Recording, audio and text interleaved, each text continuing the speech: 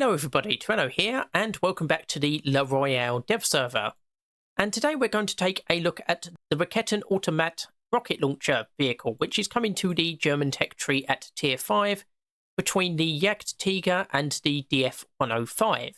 And it's going to be a 7.3 vehicle.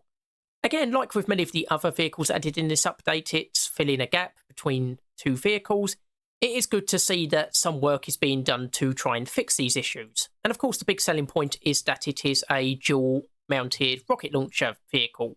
So we've got the 81mm Oerlikon Type 32 8DLA launchers. As you can see, well, one side seems to carry a lot of rockets. I assume the second side hasn't been modelled yet. It carries a total of 29 rockets, and it should be about 9 rockets each. Yeah, 9 rockets for each rocket launcher, although, like I say, it's not modelled on this side. And it's got a fire rate of 150 rockets a minute. We were told that it could fire the entire complement in some ridiculously short amount of time. Although it did say as a downside you'd have a long reload rate. So far it only seems to be 2.6 seconds, which does not seem very long at all, in the slightest. Which does somewhat, seem to disagree with what the dev blog said.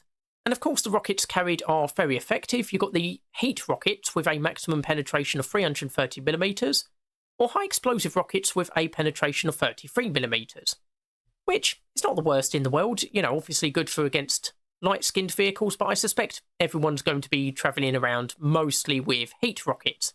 And they're going to be quite devastating if you're firing a whole barrage of these at enemy vehicles. Of course, being based on the HS-30 armoured personnel carrier, it's very light armour, 20mm at the front, with an effective thickness in the low to mid-30s. The sides are even worse, 12.7mm.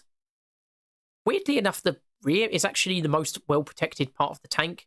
Got an effective thickness at about 40mm here, although for the actual main bit of the rear, it's in the mid-30s again. And it's a pretty fast vehicle, 34 miles per hour on a 195 horsepower engine. Although this is stock, it could be improved, of course. And it comes with a crew of 3. You've got your gunner, commander, and your driver. Although, of course, being a very lightly protected vehicle, just if one shot went through there, it's going to knock out the commander and driver and, kill your vehicle that way.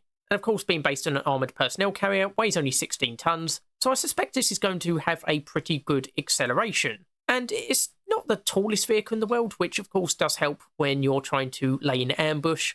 And I think this will be a fairly effective tank destroyer. And it's good to see the gap between the Jagdtiger and DF-105 covered by this vehicle. Now, unfortunately, I'm going to have to cut the video a little bit short here because, of course, I can't test drive this vehicle because I haven't got the Jagdtiger unlocked. I'm just not that far down the German tech tree, unfortunately. But at least from a stats perspective, this seems to be a decent vehicle. And yeah, I think this will be a decent tank destroyer. Anyway, just a quick video for today. Hopefully you've enjoyed it. Hopefully you'll join me for future episodes. I've been Terreno, and I'll see you next time.